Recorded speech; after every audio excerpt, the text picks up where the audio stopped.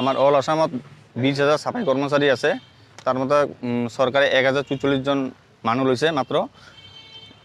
আর আমার যিমানবিলাক সাফাই কর্মচারী আছে যদি গোটেই মাখা যদি আমার রেগুলেট নকৰে তেনেহ'লে আমি কেতিয়াও আমি মানি নলওঁ। এই 1,044 জন সাফাই কর্মচারী লৈছে কেতিয়াও মানি নলওঁ। আর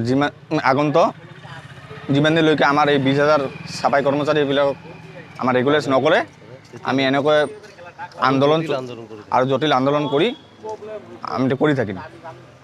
এতিয়া আমাৰ যদি আমাৰ দাবীবিলাক মানি নলয় আমি তেনেহ'লে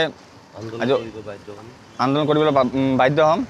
দৰকাৰ হয় আমি ৰাস্তা ব্লক কৰিম, হাইৰোড ব্লক কৰিম, দৰকাৰ হয় অফিচ চব তালা মাৰাৰ ব্যৱস্থা কৰিম।